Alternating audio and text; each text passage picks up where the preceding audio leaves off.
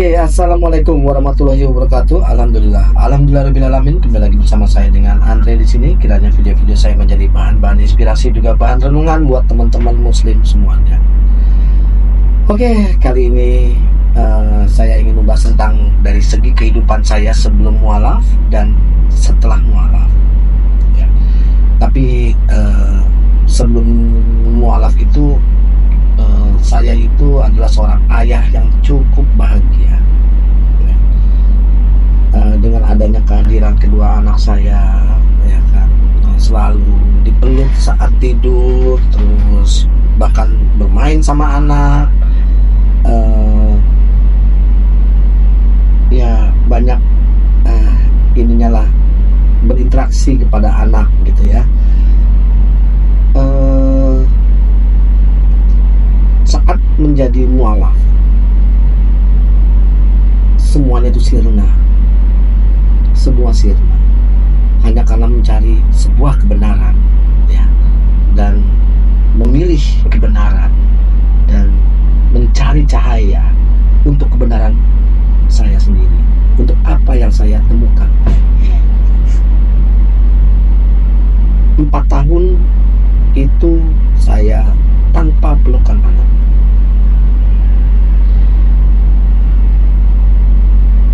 Kita tanya, apa yang kalian rasakan yang memiliki anak? Sudah 4 tahun lamanya tidak pernah ketemu anak lagi, tidak pernah pelukan dengan anak lagi, tidak pernah bermain lagi dengan anak. Anak saya dua ini, yang satu SD, ya, kelas 3, yang sekarang mungkin sudah lulus SMA, ya. Dulu tuh biasanya tuh apa ya, kalau tidur itu kelona sama saya, dan ya dari bayi sampai besar itu saya yang sering berinteraksi kepada anak. Nah, banyak orang-orang yang nggak paham apa yang saya rasakan. Banyak orang-orang yang bahkan menganggap bahwa saya lebay, bahwa menganggap saya terlalu bagaimana, ya. Terus tapi setelah saya mendalami Islam, saya meyakini semua itu adalah titipan Allah, dan saya harus mengorbankan walaupun itu anak sendiri. Saya disuruh milih sama Allah, lu pilih agama lu, tapi dengan kondisinya seperti ini, lu pilih Islam atau dengan kondisi seperti ini, atau lu tetap di agama yang dulu. Jadi saya masuk Islam bukan karena alasan yang lain, tapi hanya karena mencari sebuah kebenaran dan menemukan sebuah kebenaran di Islam itu sendiri. Dulu saya kemana-mana ikut segala macam, ya kan. Waktu setelah mualaf, saya bukan mencari sebuah ketenaran, saya bukan mencari sebuah panggung. Saya dulu debater, saya ngedebat sana sini. Bahkan saya sadari setelah saya berdebat, bahkan saya kurang untuk belajar mengenai Islam, karena dari pagi sampai pagi itu saya debat. Bahkan saya itu tidak mempelajari tentang apa sih itu Islam. Saya cuma saran kepada teman-teman muslim, teman-teman yang mualaf baru, yang baru mualaf, itu setidaknya belajar Islam lah dulu, ya. Baru kita ketika ingin berdebat, barulah berdebat, gitu. Belajar Islam itu untuk hidup, bukan untuk memenangkan debat. Untuk para mualaf yang baru, ya, nah, biarin yang berdebat dulu itu orang-orang yang memahami dulu, ya, kayak teman-teman muslim, apologet segala macam. Biarkan kita belajar dulu. Kalau memang sudah paham segala macam, pada saat ada ada yang menghina segala macam, baru boleh. Bukan saya melarang, bukan, cuman biar kita memahami dulu apa sih Islam, kenapa sih Islam, bagaimana sih Islam, untuk apa Islam. Intinya bahwa saya itu cuma pengen hidup normal. Siapa sih nggak mau hidup normal? Siapa sih yang nggak mau hidup tentram? Konflik itu banyak sekali yang saya hadapi, ya. Konflik itu kerap kali saya hadapi.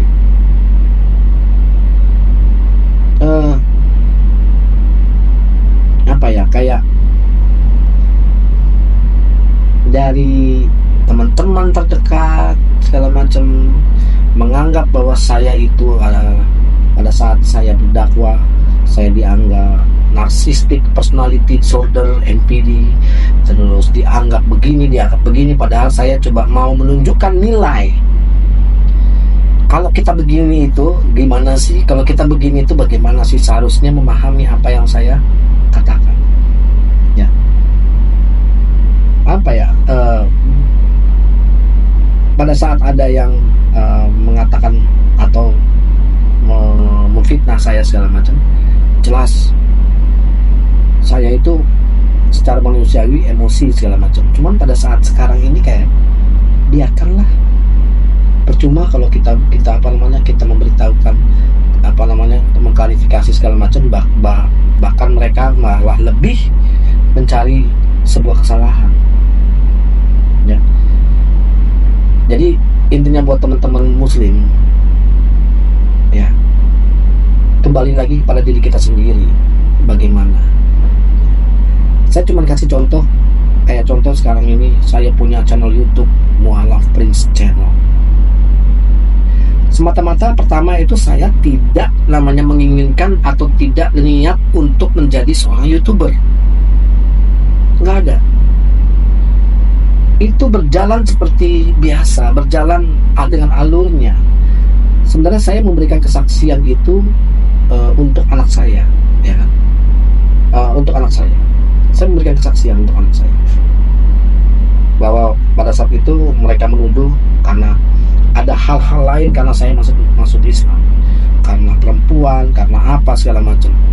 Nah di situ saya coba menjelaskan kepada teman-teman, kepada anak saya, tapi dia nggak mau dengar, nggak bisa dijelaskan, mereka nggak mau dengar segala macam karena mungkin sudah didoktrin segala macam, ya.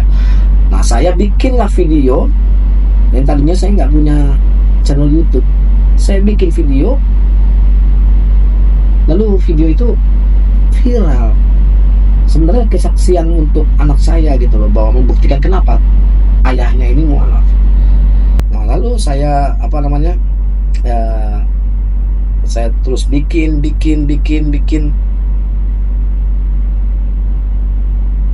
Akhirnya sampai ini juga, sampai akhir ini, detik ini, tahun 2023 bulan September, YouTube saya sudah tidak menghasilkan uang, sudah tidak monetasi karena saya terlalu membela Palestina, ya, terlalu membela Islam segala macam, begini.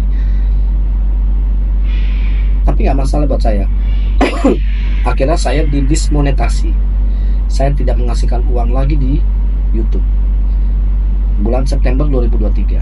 Sekarang bulan November 2024 saya terus memasukkan, saya terus masuk dakwah. Kenapa? Karena ya mungkin cara inilah saya bisa berdakwah. Dan saya baru bikin channel baru, ya, namanya Mu'alaf Prince Official, itu baru-baru ini. Karena niat saya sebenarnya cuma dakwah. Kembali lagi tentang masalah pembahasan tentang dari segi kehidupan saya sebelum mualaf dan setelah mualaf. Yang saya temukan pada saat saya setelah mualaf, itu banyak sekali goncangan hidup. Goncangan hidup tuh ada rasa rindu sama anak, ya Pak.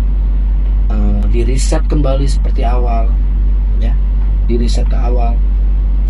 Saya sudah tidak memiliki apa-apa segala macam, saya sudah benar-benar di bawah titik rendah.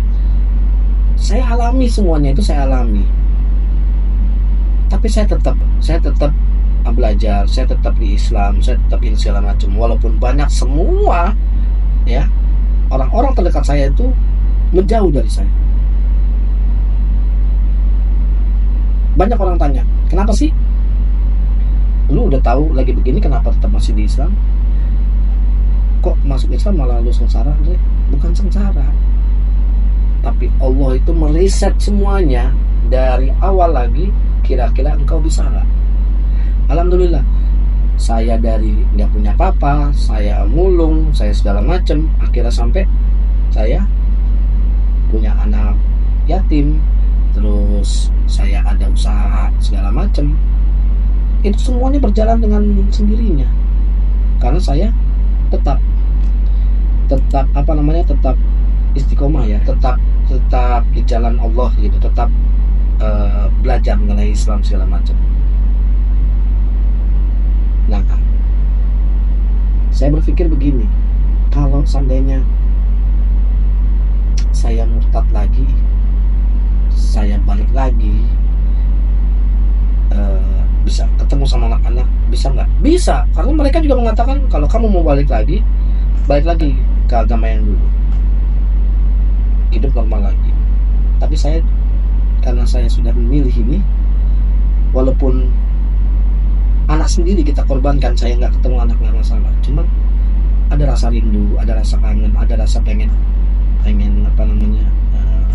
ketemu, ada yang pengen istilahnya tidur kelonan, pelukan segala macam, kayak gimana ya, kayak biasanya itu kan dulu kan saya itu di ruang tamu tuh, kalau tidur di ruang tamu ya, di apartemen di ruang tamu sambil nonton tuh, kalau udah malam jam 1 tiba-tiba anak nyusul, tetap langsung diketek. Itu tiap malam begitu,